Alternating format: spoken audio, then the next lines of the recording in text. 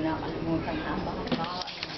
Tapos, Dad, ang plano ko pa, ano kasi, wala kasi akong binibigay kay Kuya Eric, siya yung parot-parito pagbili ng kung ano-ano. Ilang beses nagpunta, humakot ng tiles.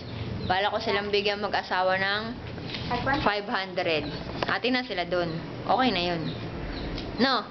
Kaya sa uling padala mo, alam ko naman papadala ka, diba? Tapos yung the rest nun, nung papadala mo, panganda na yun. Kasi naubos na yung pera ko, yung sahod ko. Naubos na yun.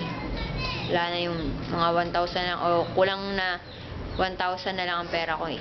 May bibilin pa yung daloyan ng tubig, yung sabi ko kanina dun. So yun, tapos na. Nga pala, akala ko hindi yan ikasama, di ba? Flooring lang naman, tsaka lababo, tsaka CR, no? Yan pala, kasi sinama sa minuta yan. Yan. Tsaka yung gilid nun, sa may ref, meron din doon na tiles. Di ko pa nga pala naipakita yun na eh. Oo, di mo pa na ipapakita. Pati yung rep. Huwag na yung ref. Hanay, Kuya Eric, matatapos yun, hanay. Yung honey, Hanggang mamayang hapon na eh. Malatagan yun eh. Yung mga panabilang ang hindi.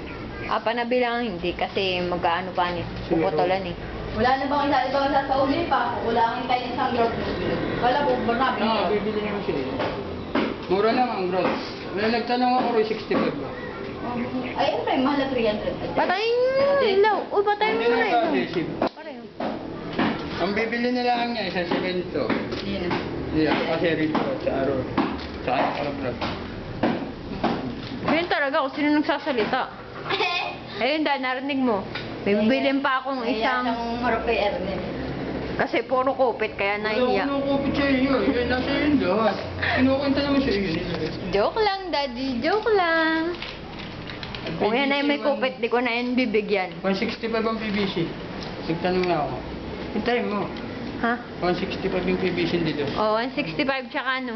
210 yung semento. Ano pa? 65 ang isang ground. Tatlo ang kailangan. 65 times 3, 210 plus 210 plus 165.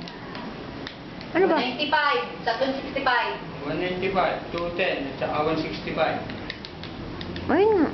Kagalit ate. 195, 210 plus 165. 165. 195.